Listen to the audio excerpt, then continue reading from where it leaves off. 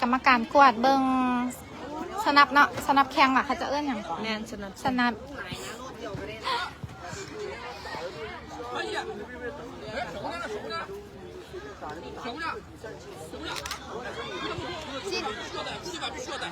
ซิดดิโอเคฮารี่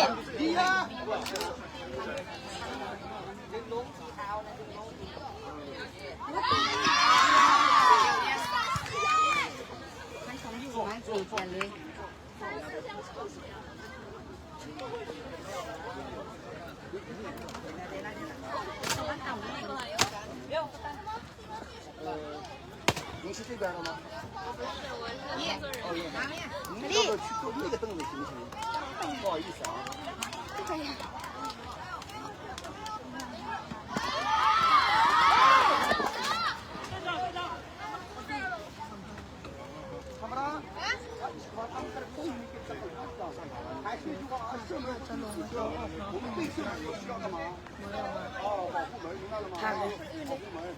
บัวพากดูเอาไอ้เซล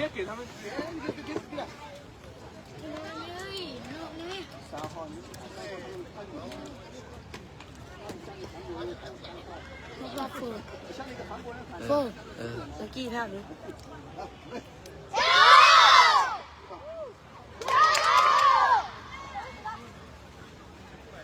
听到巴帅哥？哎，กี้那个纪凡和郑明人强，如果对方要胜负的话，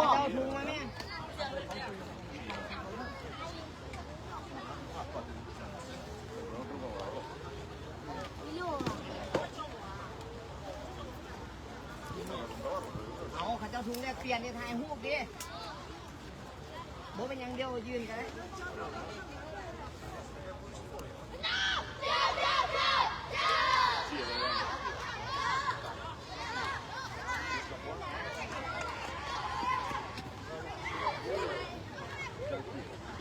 卡布拉，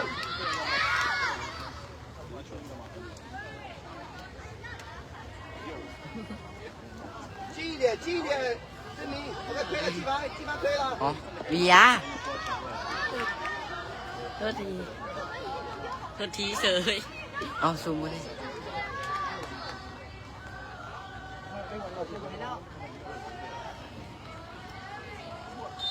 กลางเดินนะลูกไปกลางเดิน 来燕，นั่งนี่ 那边走，那边走，那边走。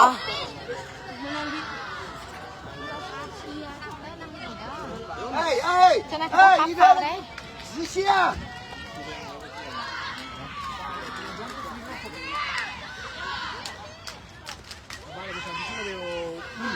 上员注意！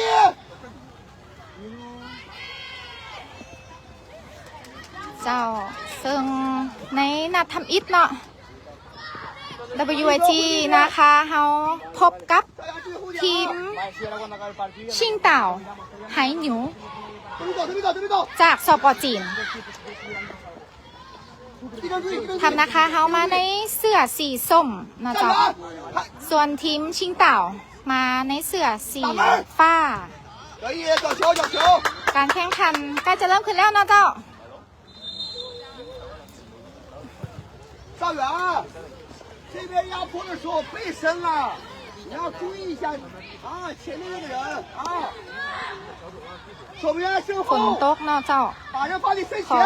守 อ 门员 ภัย 身后， ในความบ่สะดวก 小一点，高一点啊， เพราะว่าแอดไลฟ์ก็เปียกคือกันนะเจ้าตากฝนไลฟ์เนาะ 好球！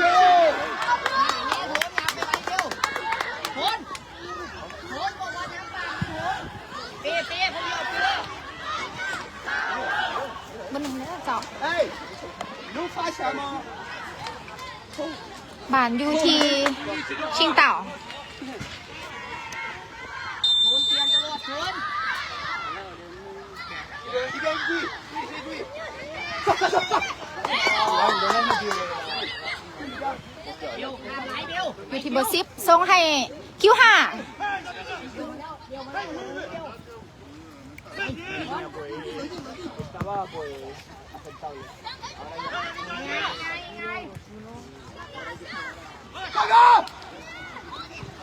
กลับมาทีเป้เนาะ 快上快上 ต้นเดียว 这边去这边这边 คิวหาส่งให้อันน้องอนุสักษ์ 哎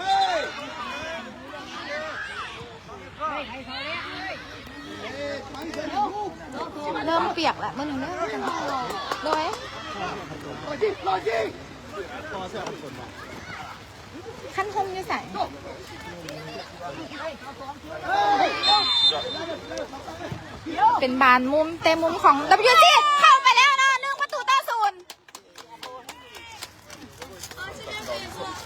น้องทนเหรอโอ้เจ้าสบายดีโดยเขาได้รับเกียรติจากท่านหัวหน้าทูตอยู่ประจำขอโทษสถานทูตลาวอยู่ประจำนครเชียงไฮ้เนาะได้ให้เกียรติมาหับชมอยู่ขอบสนามเลยเนาะเจ้าตอนนี้ WG เขานำไปแล้ว1-0เนาะ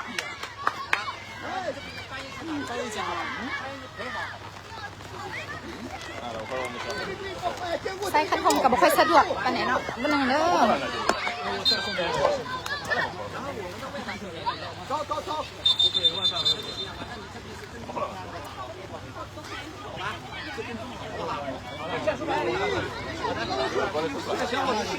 บานดูทีเป้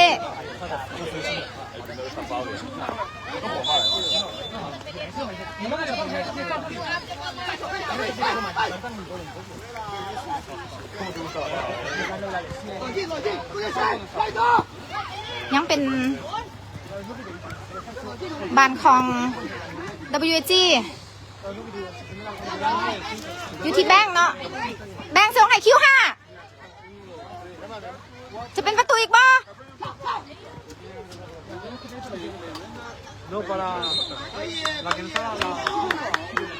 ภายในความสะดวกเนาะเจ้าเพราะว่ามีแขกเขาร่วม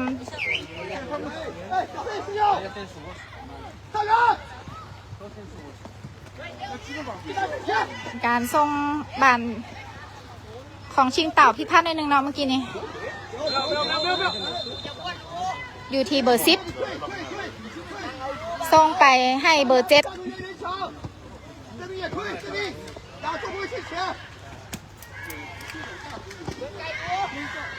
ยังเป็นบานของ WG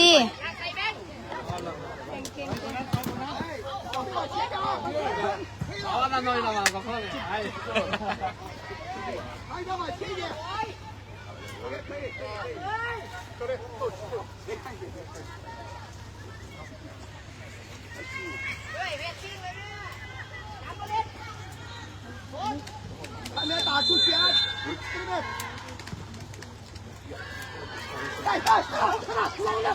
เป็นบานของชิงเต่า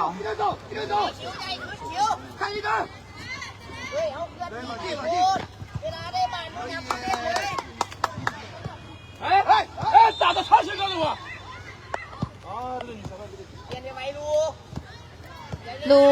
ส่งกลับไปที่เป้เป้ให้ที่บอสบอสส่งให้สายฟ้าเนาะ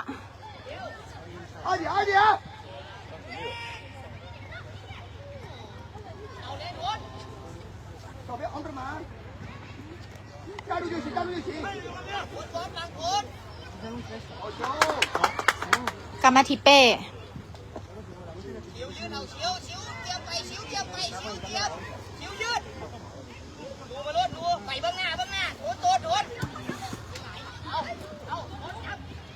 โทนจะได้หรือบอตอนนี้ออกหลังไปก่อนเนาะ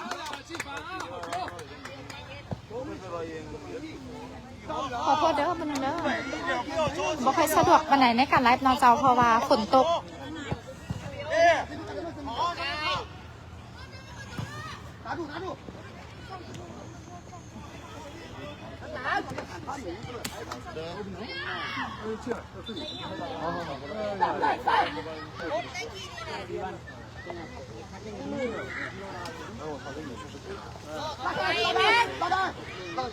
对，冷静，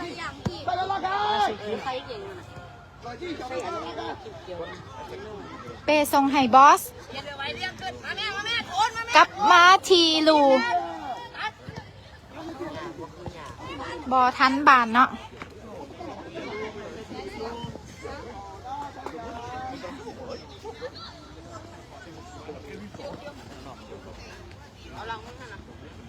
เป็นบานโยนของชิงเต่าเขียวอนุสักดิ์ทรงไห่ทนยังบอพานชิงเต่าอยู่ที่เบอร์7กลับมาที่เป้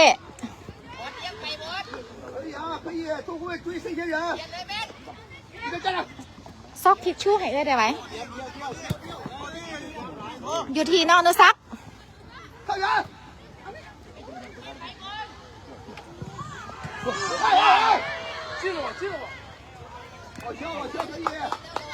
อยู่ที่เบอร์7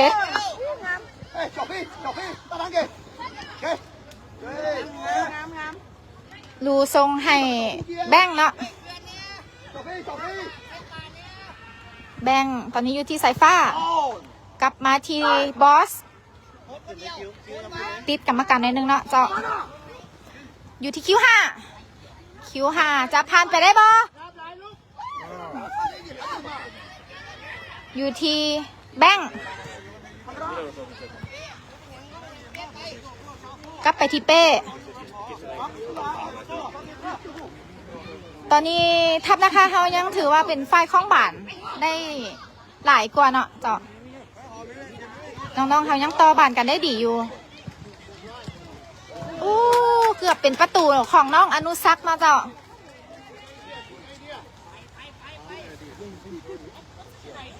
เจ้าน้ำฝนถึกขอทิชชู่ you have tissue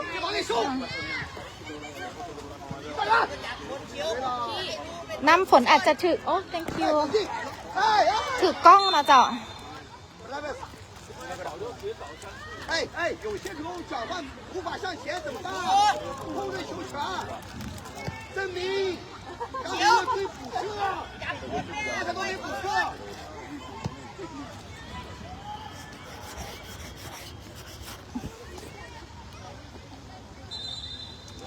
เป็นมันเต้มุมของชิงเต่าแข่งกับสปอร์จีนเด้อเจ้า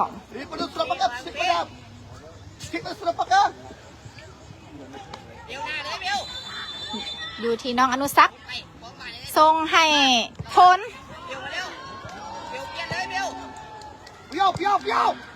กลับมาทีน้องอนุสักดิ์เบลยังหลอกมาได้เนาะเบอร์12ยัดกลับไปได้ เป็นบานฟาว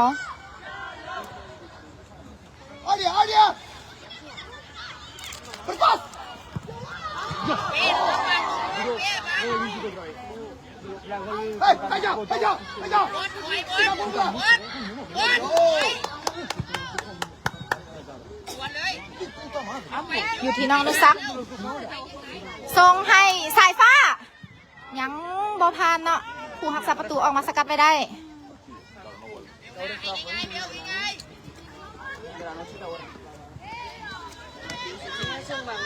กรรมการบังเนาะอยู่ที่บอสทรงให้เป้ออกข้างไปเนาะ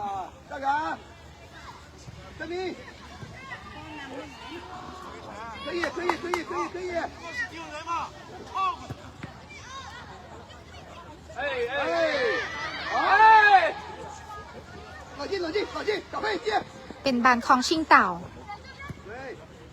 อ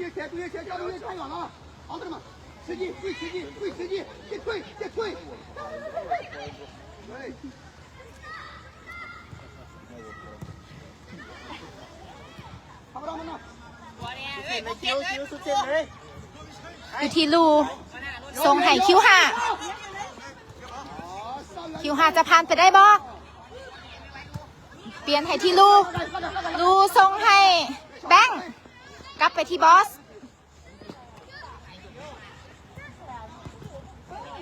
อยู่ที่โทน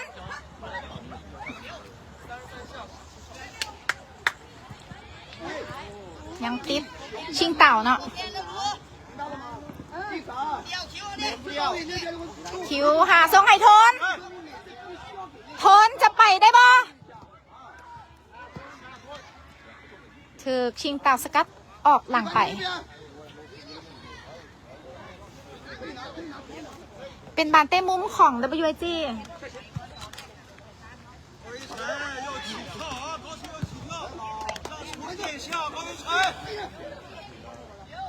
ตอนนี้นี่ WG เขานำไป1-0นะเจ้าน้องอนุสักส่งเข้าไปยังบอผ่านชิงเต่ากลับคืนไปหาเป้ก่อนเนาะ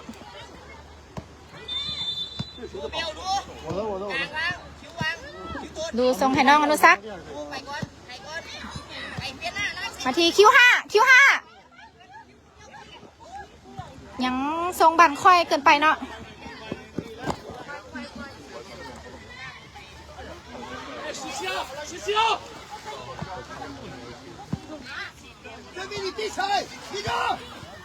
คิวทรงให้ทนกลับไปที่ลูน้องบอสออกข้างไปเป็นบานของชิงเต่าหรือสปอร์จินนะเจ้า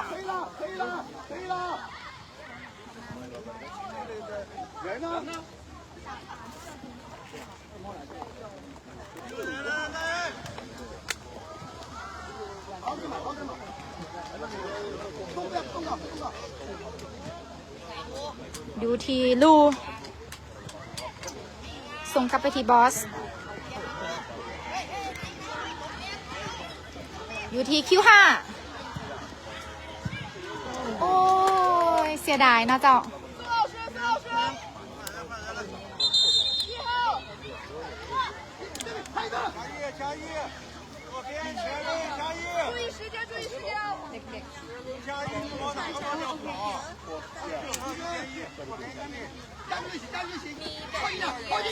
ใบยังเตี้ยนครับเป็นรายการที่รวมเอาแซมของแต่ละรายการเนาะทั้งในประเทศจีนและต่างประเทศนะเจ้าซึ่งในนั้นก็มีทีมจากบาซ่านำเด้อเจ้าที่ได้เข้าร่วม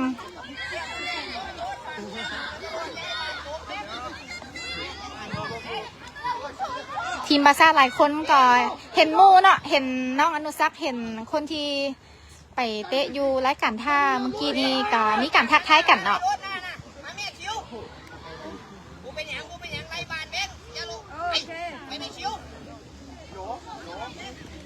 โอ้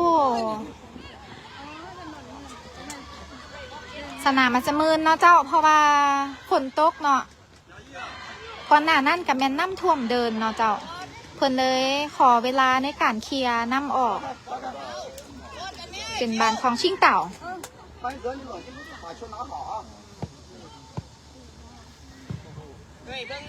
กลับมาหาเป้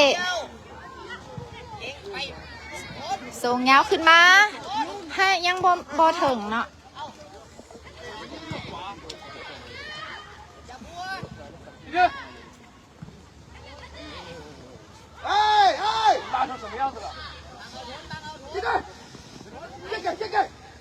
เบอร์2กับเบอร์2สู้กันนะเมื่อกี้นี่ได้หรือบอสายฟ้าบอเป็นยังนะเจ้า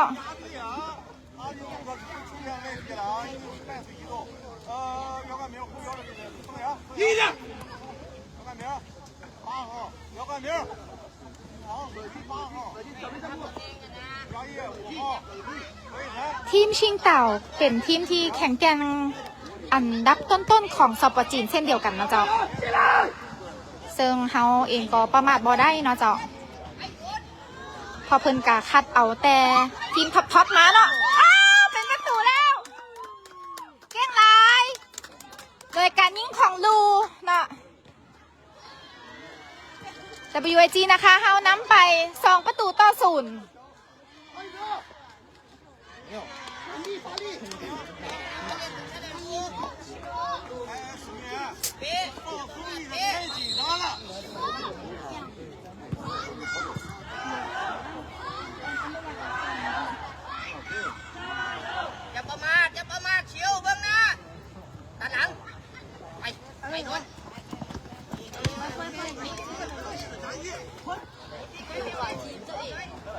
ที่โทน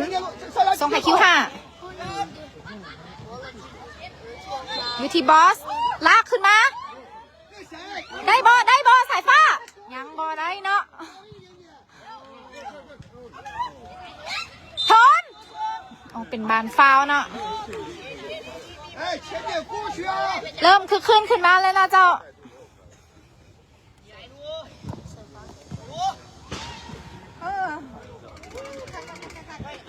อยู่ที่น้องอนุสักษ์โอ้ชิงเต่าพยายามสกัดออกไปเนาะ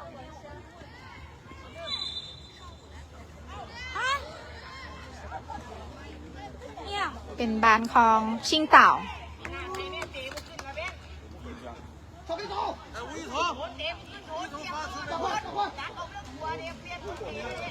ได้ยินว่าทีมชิงเต่ามีสาญาเนาะตามซื้อเพิ่นเนาะชิงเต่าไฮหนิวแปลว่างัวทะเลเนาะเจ้า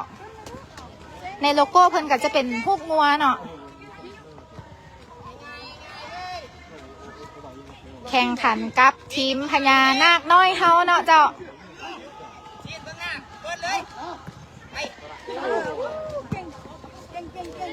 มาเบิงระวางพญานาคน้อย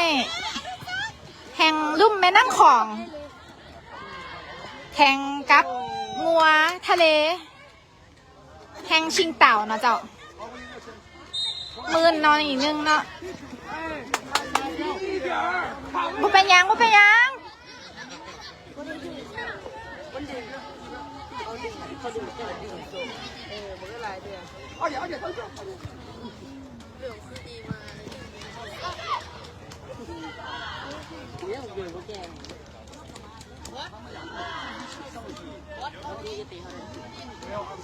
เดี๋ยว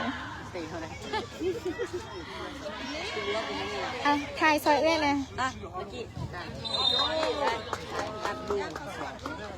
เป็นการยิงฟรีคิกของน้องอนุสักษ์เนาะโอ้ยเกือบเป็นประตูเนาะน่าเสียดายบ้านอยู่ที่ชิงเต่า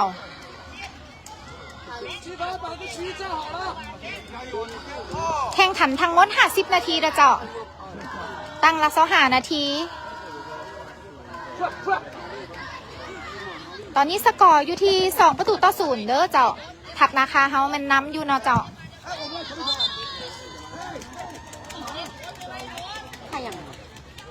WIG นะคะเฮามันบุกอย่างต่อเนื่องเนาะ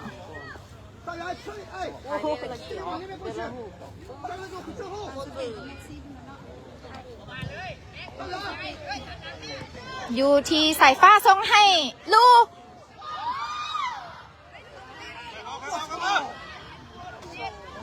กองเสียเฮาก็เสียอย่างสุดใจเนาะอยู่ขอบสนาม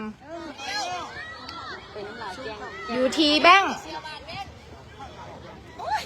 ส่งขึ้นมาให้ทวนยังบ่ผ่านเนาะ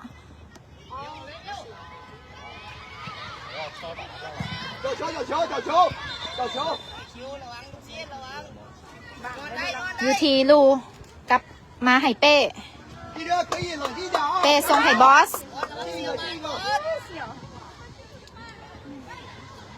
อยู่ที่แบง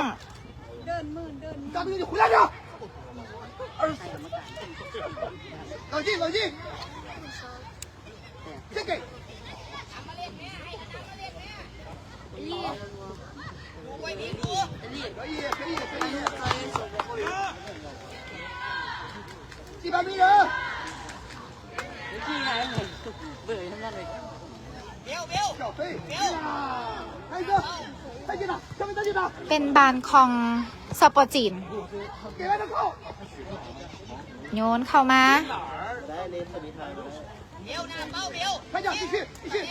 เดี๋ยวเทียนให้บอสโยนเข้ามาให้เบาะแบ่งลูกซิ้นเนาะสายฟ้ายังบ่พันเบอร์2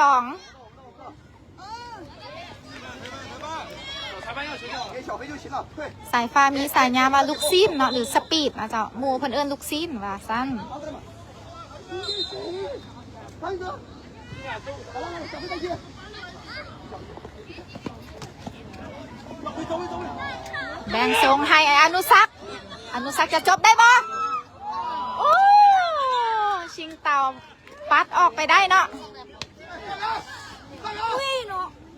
ถ้าเข้าเมื่อกี้นี่ถือว่าเป็นบานงามหลายเนาะเมื่อกี้นี่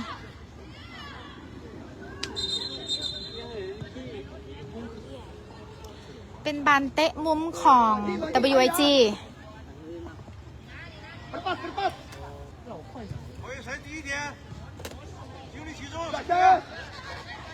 ตอนนี้น่าจะใกล้หมดตั้งที่หนึ่งแล้วนะเจ้าอนุสักษ์เอา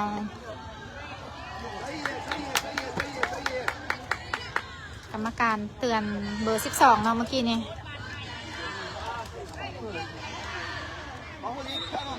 เอาไหมเนาะอนุสักษ์เตะเข้ามาคิดว่าได้เนาะเมื่อกี้ยังบ่ได้เนาะ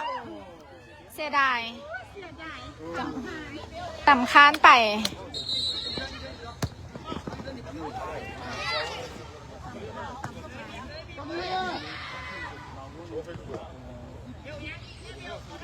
เป็นบานของชิงเต่า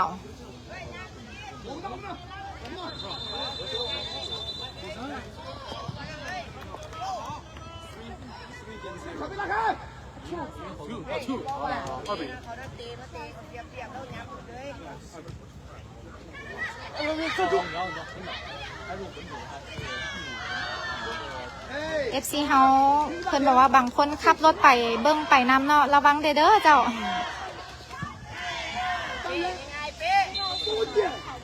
ขับรถด้วยความระมัดระวังนะเจ้าเนาะ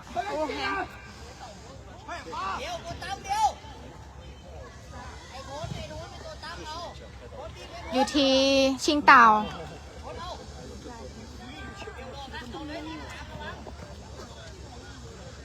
ชิงเต่าแม่นพยายามบุกเนาะเจ้าแต่ว่ายังบ่พันกองหลังเฮาเนาะยังบ่ฟาวเถื่อส่งให้คิว5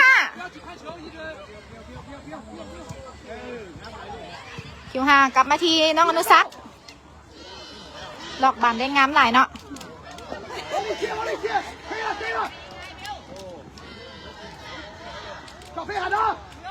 กลับไปที่บอส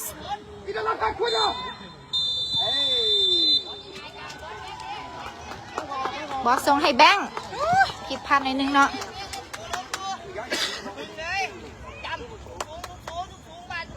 เปส่งให้ลูอยู่ที่ทนทนส่งให้อนุสักษ์เกือบเป็นประตูอีกเนาะเมื่อกี้นี้มันมืนเนี่ยกรรมการให้ใบเหลืองให้น้องอนุสักษ์เนาะ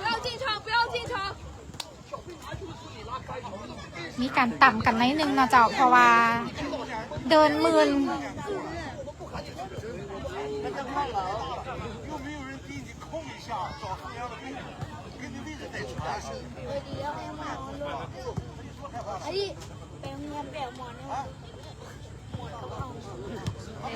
เป็นยังอยู่อ่ะ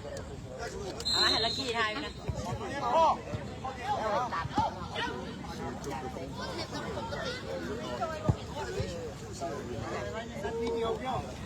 ยังอีก1 นาทีเนาะของตั้งที่1นะเจ้า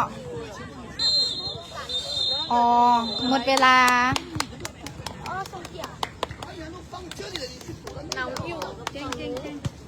ตอนนี้เป็นเวลาพักครึ่งนะเจ้า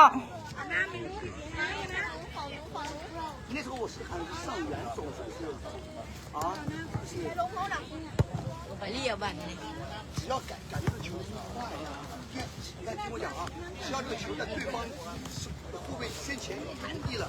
不要去跟他争了，明白了吗？不要去跟他争了，好不好？就转身就走就行。OK，转身就走就行。明白了啊 It's so late because of the weather. Thunderstorm the afternoon. Or is it regular? Is it Is it because of weather?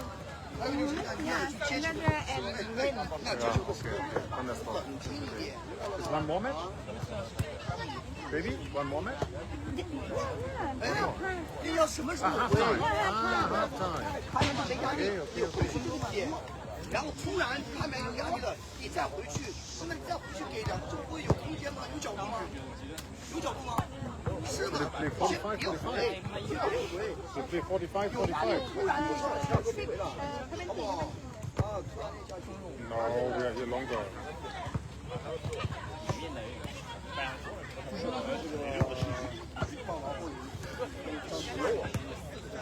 然后下面有经常去打球，有文化，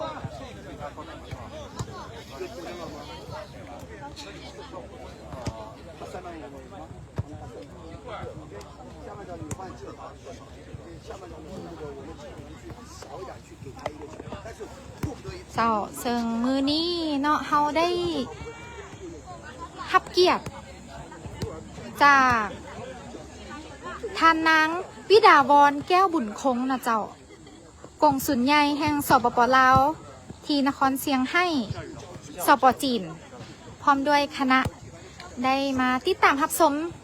ติดขอบสนามเลยนะเจ้าเพื่อเป็นกำลังใจให้ทัพนาคาของพวกเราสโมสรวิไลกุลนะคะ หรือ WIG นะคะของพวกเรา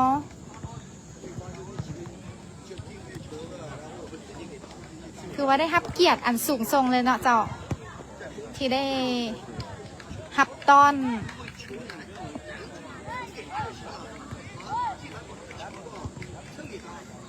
คณะกงสุลใหญ่เนาะเจ้า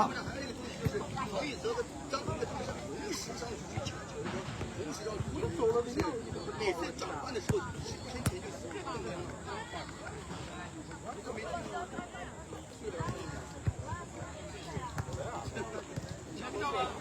不会，我问过了。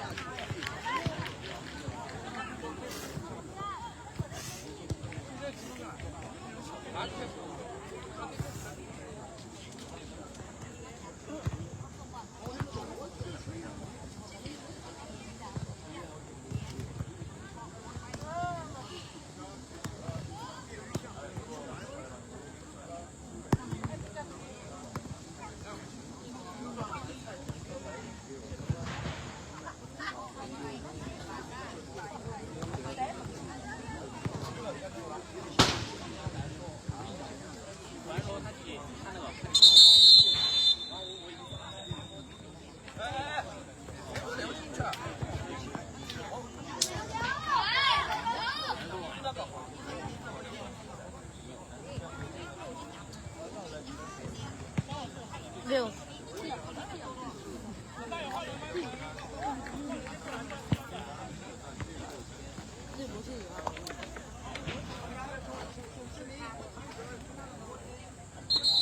จะไปเลยจากหาลูกก็แล้ว ได้พอแหลมได้บอ เป็นก็ได้ เป็นไฮFC ได้ไหม อยู่ไซเขาจะแบบอยู่ไซ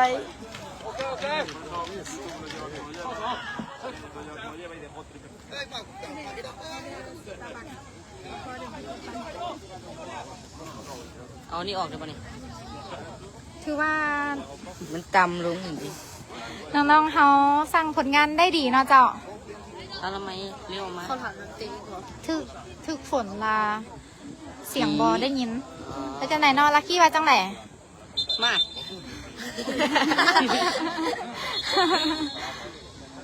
มากเชิญให้ เพราะว่าให้เห็นเลย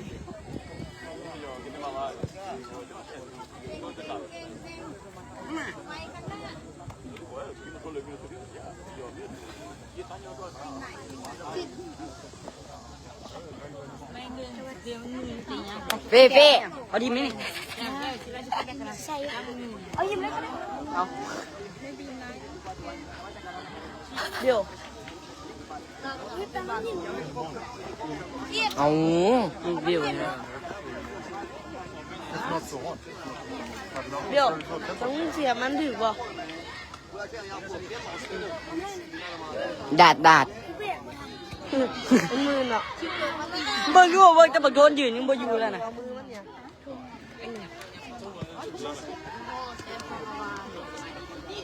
กี้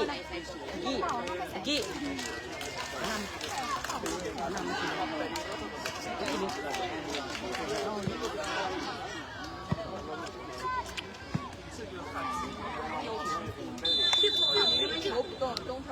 ี้ภาคไหนเบิ่งนะ พักให้เบิ่งเนี่ย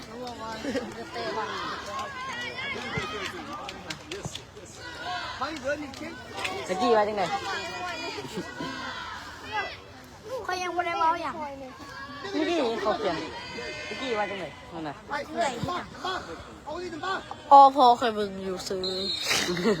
เอาไปแสดงตัว ป้า ของแง่ๆป้า นั่งไม่เฮ้ย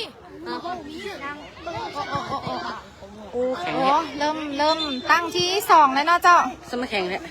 กวนกล้ามจะขึ้นแล้วอ่ะ 哎，你俩过来看一看。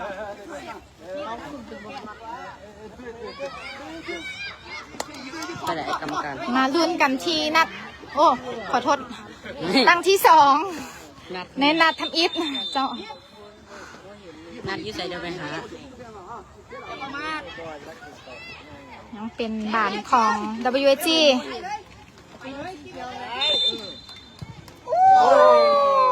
เสียดายเนาะออกหลังไป ลูกที่ปัดไอ้ยี่เดือนที่เนี่ยเคยวันนับกันนะกระทบหน่อยหรอก็ดีเชื่อพี่นะตัวไอ้ยี่ไม่ได้แต่มันนี่กว่าขังนะนี่ขวาน เจ้าอนุสักษ์เป็นภูมิแพ้นะเจ้าเวลาเพิ่นอากาศเปลี่ยนแปลงบ่หรือว่า มีฝุ่นเนาะเจ้าเพิ่นจะอันนั้นในอยหนึ่ง จะนั่งบ้าน อยู่ที่น้องอนุสักษ์โอ้ยอ้าวโอ้ยเกือบเป็นประตู2เทื่อเนาะเมื่อกี้นี้ต่ำค้านไปเนาะ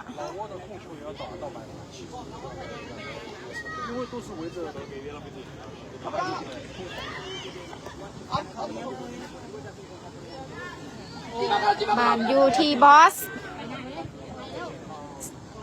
อยู่ที่สายฟ้าส่งให้น้องอนุสักษ์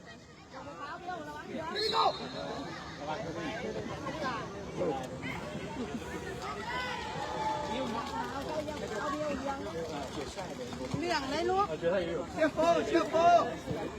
大哥。 วอมลูกไหนวอม 然后就是西班牙确实是把比赛控制。阿根廷都没有这个机会。 อยู่ที่โทนกรรมการบังเนาะ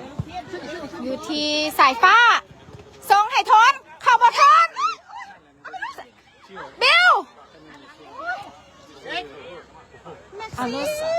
สักษ์สกัดออกไปได้เนาะ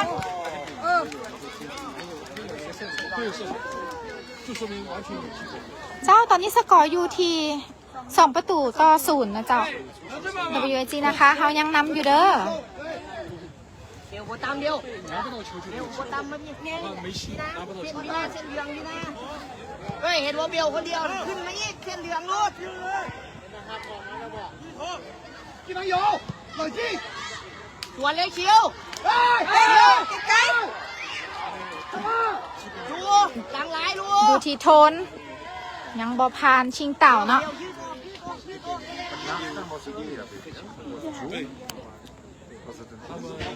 ยืนเอาไปยัง อยู่ที่คิว5 ทำไปเล่นทำไปเล่น 再来蹭，这边蹭， Så det var stor holiday här because det var något som man supportade. 漏漏漏，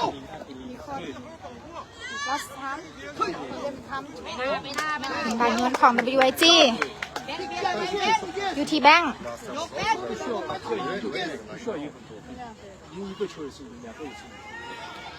But today was quite okay. 一哥，你靠过去点一点嘛。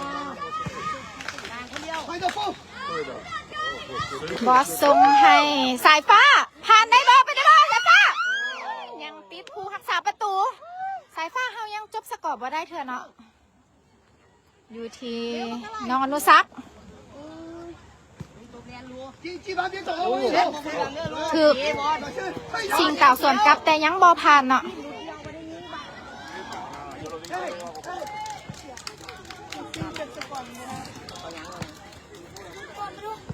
เบียดเกิบเนี่ยเบียดเกิบแบบนี้เดี๋ยวออกเยอะเดี๋ยว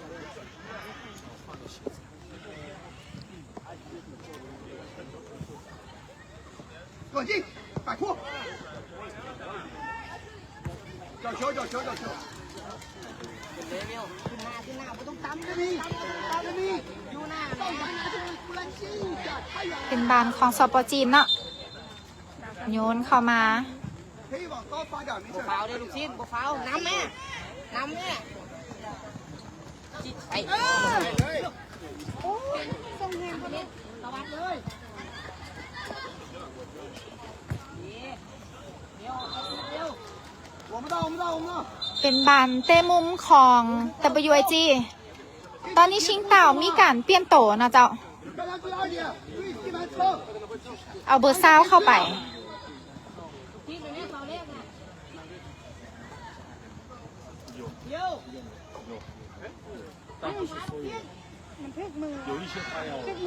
อยู่ที่บอส 手给他看。กดถอย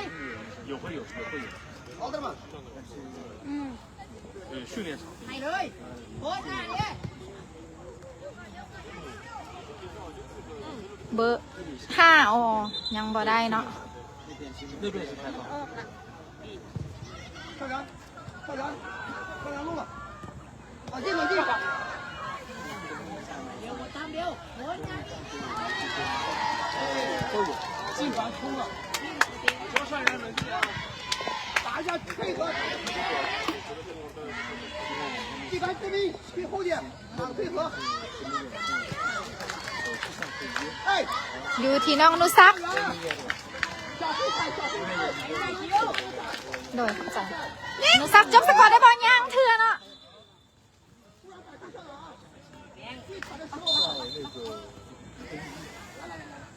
เป็นบานเตะมุมของ WIG อ๋อบอแมนเนาะเป็นทางข้างออกข้างเนาะว้าวเข้าไปแล้วเนาะเจ้า3-0 คิดว่าเป็นบานเฝ้าเนาะแต่ว่า WIG เขาสามารถจบสกอร์ได้เนาะนำชิงเต่าไป3-0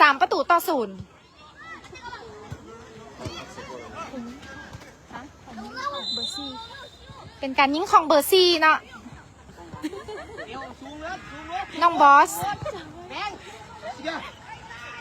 ให้คิ้วเป็นยัง ตัวแทนจากอัตตปือของเขา เป้มาบอกเป้ โอ้ยเก่งหลายเป้เพิ่นมาย้อนเพิ่นกินข้าวอิ่มเนาะเพิ่นมายังคงเหนียวแน่น ลงน้ำนี่มันลอยรถไปได้ประตู ชิงเต่าพยายามสวนกลับไว้เนาะ ยับขึ้นบอกชีดอย่าเฝ้าไปเลยยังขึ้น อยู่ที่สายฟ้า ปากกลาง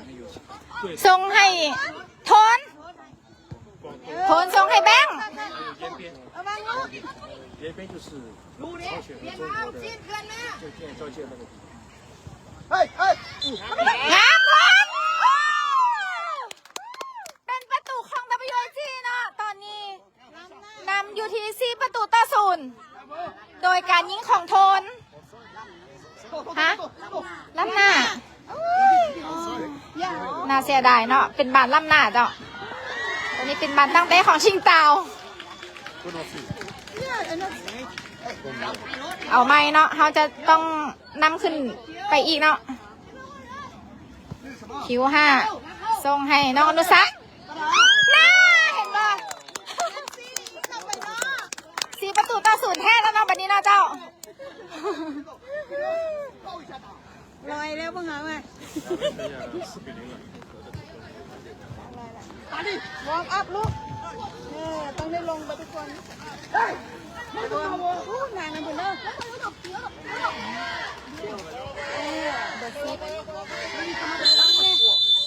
เมื่อกี้นี้เป็นการยิงประตูของน้องอนุสักเนาะเจ้า 他先跑， ในประตูที่ 4 ของเพิ่น 谁先跑？你跑什么？ เปรถการเล่นรถอย่าเล่นบอลโทนเนี่ยเป๊ะ ทีเป้ เดี่ยวโทน หาทีโทน อย่าเสียบานยังไงแบงค์ โทนส่งให้แบงค์ อัดแบงค์ อยู่ที่น้องอนุสักส่งให้โทนน่าเสียดายเนาะเมื่อกี้นี้เอาไหมเนาะ บ่ทัน 这个拿。别不动不动不 เป็น 动。 บานออกหลังไป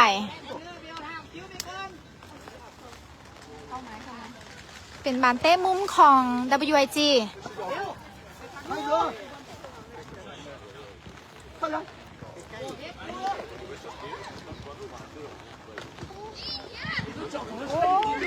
จุดสกัดไว้ได้เนาะอยู่ที่ลูดูเข้ามาอืมยังคอยอยู่เนาะ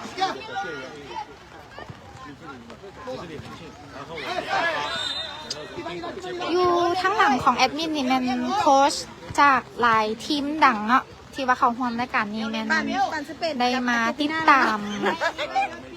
WIG เขาเนาะว่าเขาเจ้าสงสัยเนาะว่าเห็นนักกีฬาเขามาหน่อยคนแต่ว่าแข่งแกนเนาะเจ้าเพราะว่าเขาเจ้ามากันหลายเนาะมีการเปลี่ยนตัวมีตัวสำรองมาหลายเนาะเจ้าขอโทษหลายๆ เปียกเอ๊ะ เก่งหลายเป้ บอลเลยเป๊ะ 哎哎，爸爸。 เดี๋ยวเตะบอลที่ไหน 哎，这球你 รายการใบยังเปี้ยนเฮาก็มีทีมจากสเปนเนาะเจ้าซึ่งในนั้นก็มีบาซ่าร่วมอยู่ในนั้นน ปีรถไปแล้วทำเลยลูก 好的，走。 บอลไปรถดูเบลเนี่ยแทนลูก ำอยู่ทีลูส่งให้อนุสักจะจบสกอร์ได้บ่สำคัญนะเจ้าเกือบเป็นประตูที่5ฝนเริ่มตกมาอีกแล้วเนาะเจ้า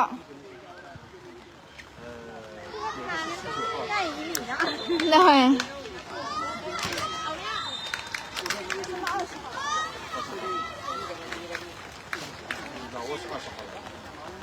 今天昨天晚上到。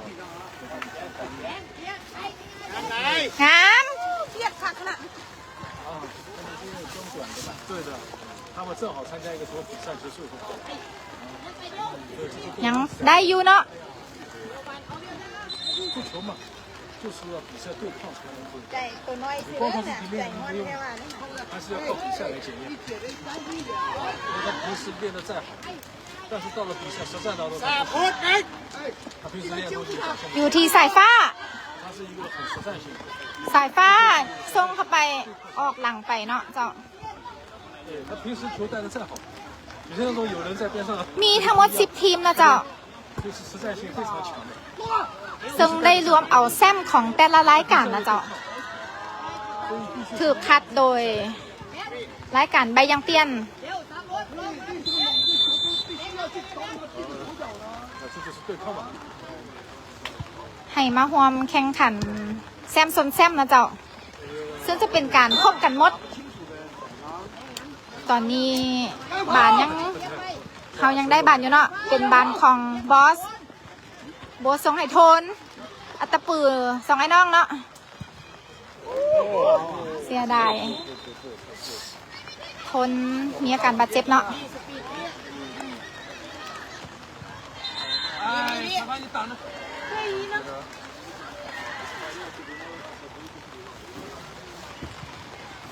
不要不动不动。哎，我们的，很好。哎，翻译啊，哎，地方比起来，地方比起来。赶快走，赶快走。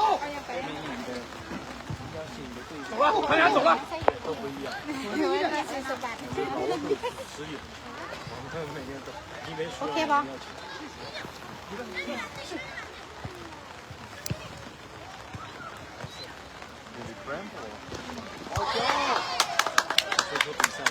还在干嘛呢？啊？受伤看。 โอ้เบิ่งหลานนะแม่ 哎，我马上就要去破坏的球被你们去等。 WIG จะมีการเปลี่ยนโตเนาะเจ้าเพราะว่าโทนตอนนี้มีอาการบาดเจ็บ 很好啊，很好。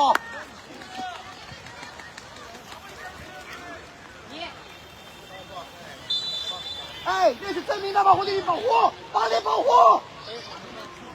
别在那儿，王伟。你先走。你先走，你走。不是你们的。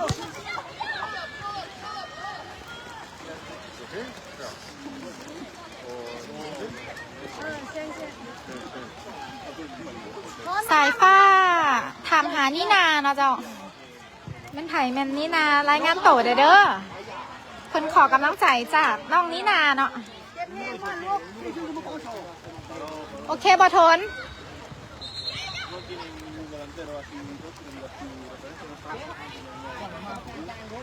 快看，看那个跑过来。 เล่นก่อนเล่นก่อนให้เล่นก่อนให้เล่น 地板。打住！哎，是， เป็นบานของ WIG อยู่ที่ลูยังบอพันชิงเต่าเนาะอยู่ที่น้องนุซักเดินมืนเนาะเจ้า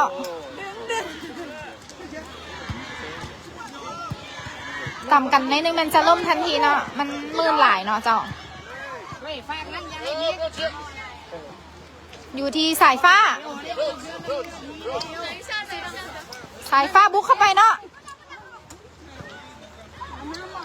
เข่ามือผู้รักษาประตู 压！保护你注意，入场。地板会开他。 เป็นบานโยนของ WIG อยู่ที่แบงค์ส่งให้น้องนุซักกลับมาที่แบงค์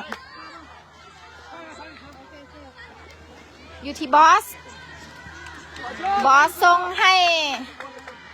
ดูจะพันได้บ่แบงค์ยังบ่ได้เธอเนาะ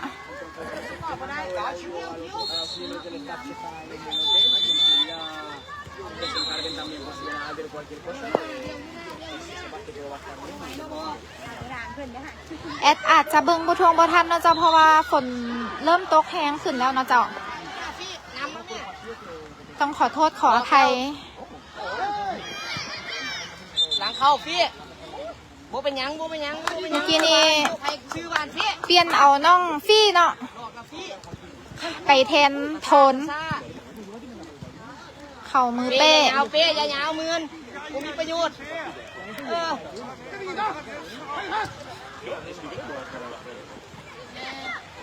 คิวบัวพาวคิว ส่งบานพัดหน่อยนึงเนาะเจ้าเมื่อกี้นี้ ให้เขาไปเล่นภาคเขารถเขาไม่มีพื้นที่ไหวบ่ 开跑！ พี่เขากำแพงพี่บ่ ฝนตกแห้งเจ้า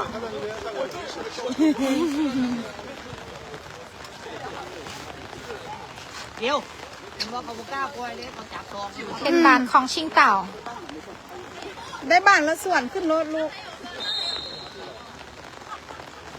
เป๊ะ ชิงเต่าเต้เข้ามา ยังบอพัน WIG บุกไปให้เขาเข้ารถให้เขาเข้ารถเป๊ะคนเดียวเป๊ะ สปจีนทำให้ยามบุกเนาะ พี่มั่นใจพี่อย่ามาลูกซีนเด้ให้รถซีนมาเรียก อยู่ที่สายฟ้าส่งให้แบงค์ยังแทงบอทะลุเธอเนาะอยู่ที่บอสส่งให้คิวห่า ามเร็วบัวตามมันชิดไป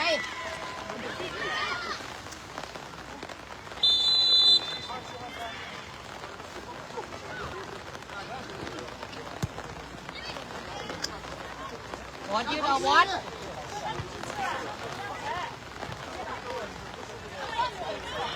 ยังมาแล้วดักแล้ว อยู่ที่บอสทรงให้สายฟ้าลุดข้างออกไปเนาะเพราะจับบัตรไม่ค่อยอยู่นะเพราะว่าฝนเริ่มตกแห้งแล้วเจ้าตอนนี้อยู่เบอร์8ทรงให้ฟี่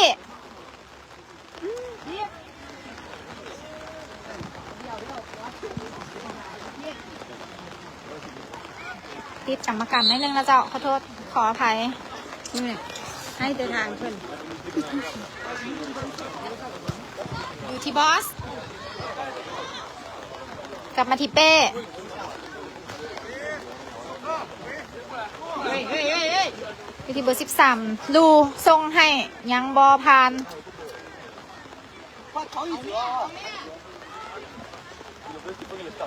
ชิงเต่ากับพยายามบุกขึ้นมาหลายเทือเนาะเจ้า เบียร์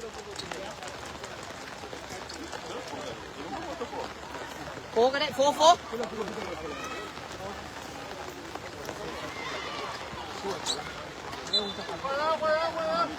ไปลูกลง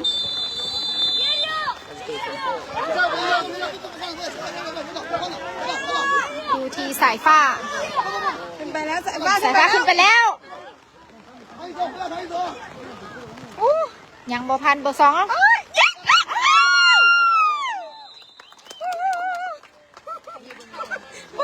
เป็นประตูอีกแล้วนะเจ้า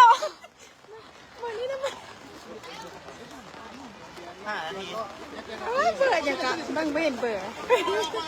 ไม่ยังไม่ เป็นการซ้ำเข้าไปของน้องคิว5เนาะ WAG นะคะนำชิงเต่าไปที่5ประตูต่อ0โดยการยิงของน้องคิว5หรือที่ละก่อนพุทธวงศ์นะเจ้าอยู่ที่บอสทรงให้สายฟ้า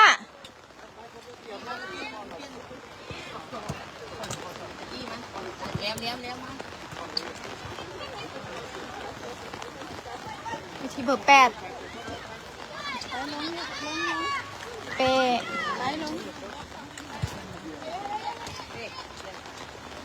เปทรงให้สายฟ้า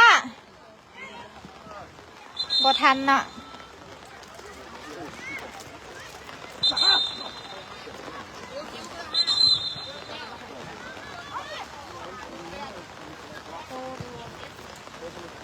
เจ็บกำลังแล่นอยู่ขอไปยัง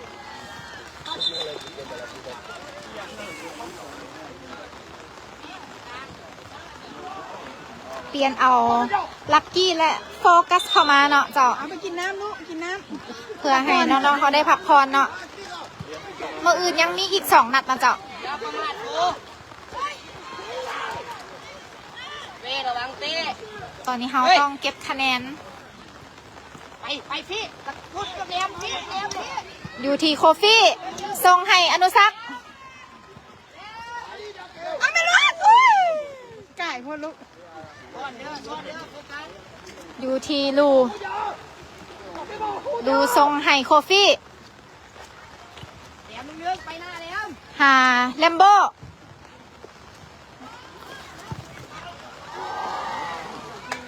บทรงคืนให้โฟกัส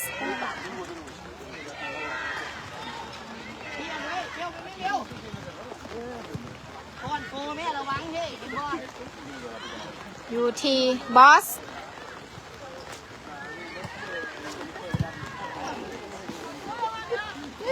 เก่ง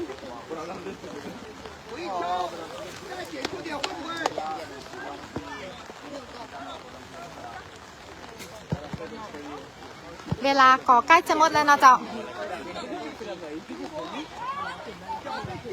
กี้ไปแม่ลักกี้เดี๋ยวแน่เลยเดี๋ยว ลักกี้ทันบอลักกี้บอทันเนาะ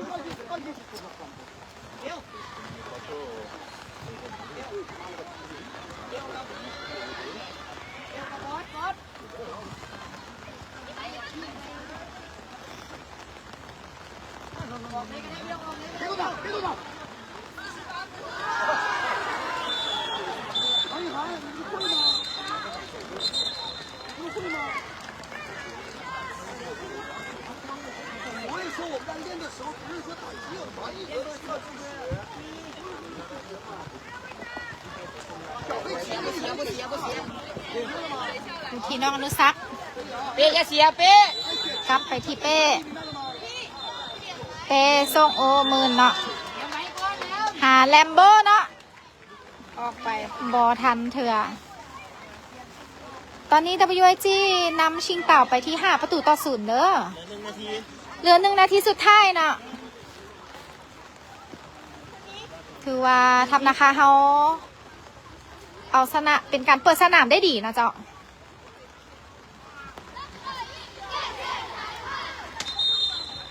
เบล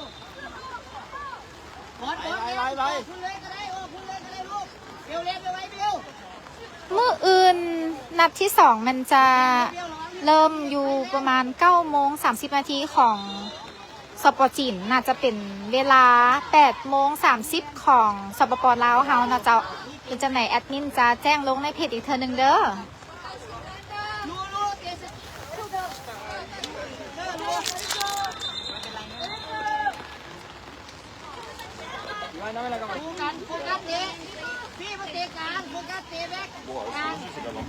ฝนเริ่มตกแห้งแล้วนะเจ้าตอนนี้ อ๋อคนเมือง2,600ป่ะล่ะ โดย บอลออกเลยบอล ขอขอบใจ FC บอลออกเด้ ทุกท่านที่ให้การติดตามรับชมจากทางบ้านทั้งหมด 2,006 คนนะเจ้า เป็นไงแล้ว ดูทีแลมโบโอ้ติดกรรมการนะเจ้า เกมฮับพารีลุงตะกี้อยู่ถึงตะกี้เก่งเดี๋ยวจับคนแม่รู้ว่าจับซอยก่อน ฮารีก็ได้ลงไปแล้วเนาะ บีบเลยเดมเดม ชิงเต่าพยายามบุกเนาะกลับมาที่เป้ ไปตะกี้ เป้ส่งขึ้นมา ลักกี้ทันบอทันเนาะหมดเวลาเก่งไหมยิ้มแล้วเนาะ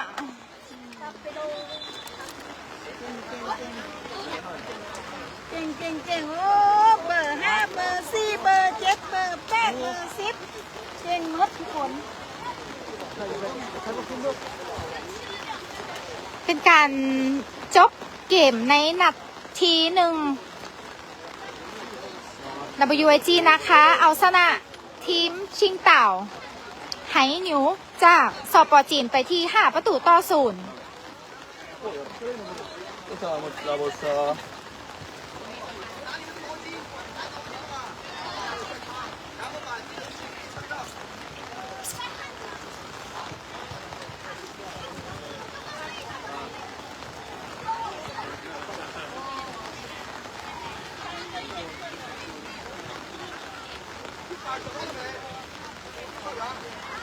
มื้ออื่นจักหมอ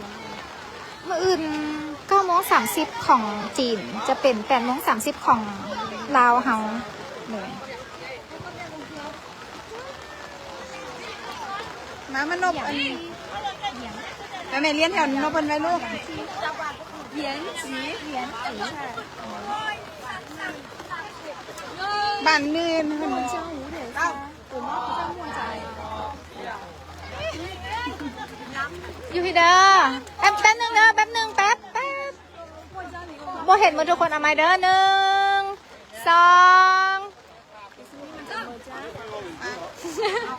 เอาไม้โอเค1 2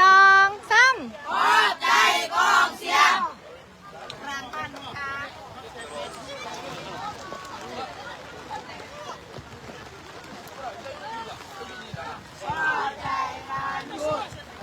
เฮ้ยกระเป๋าลูกกระเป๋าเปียก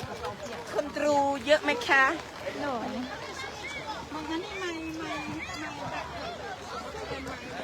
ชาลีเหลี่ยง เจ้าแอดขอประชาสัมพันธ์เกี่ยวกับตารางแข่งขันของมื้ออื่นเนาะเจ้าวันที่22กรกฎาคม2026นะเจ้าซึ่งจะมี2นัดเด้อเจ้าสามารถติดตามรับชมได้เลย นัดที่2เขาจะเริ่มเวลา8:30ของสปปลาวและนัดซึ่งในนัดที่2นั่นจะได้พบกับทีมหยันจีอันยากหน่อยนึงนะเจ้าขอโทษหลายๆ ส่วนนัดที่3แมนจะเป็นตอนแรงนะเจ้าเวลา 16:30 ของสป.จีนเป็นเวลา 15:30 ของสปป.ลาวเฮาเนาะในนัดที่3แมนจะได้พบกับทีมหยางผุเนาะเจ้าใช่หยางผุ ยิงแค่คน โบยิงแค่โว้ยบอกรู้เลย โดยเก็บเครื่องเด้ออย่าลืมเครื่องเด้อขอบใจโทรศัพท์เปียกเนาะบนหัวสิบข้างบนเนาะพี่เก็บของโดยเจ้าตอนนี้ฝนเริ่มตกเขาจะพาน้องๆเขากลับไปพักผ่อนนะเจ้าจบไล่โดยแอดมินจะขอจบไล่ไปเพียงเท่านี้เด้อเจ้ากูสบายบ๊ายบายพบกันใหม่ในมื้ออื่นนะเจ้าขอสุดท้ายนี้แอดมินขอกล่าวคำว่าสบายดี อนุสักเพื่อนกามาบายบายน้ำเนาะ สบาย ใจ ดี หลายๆ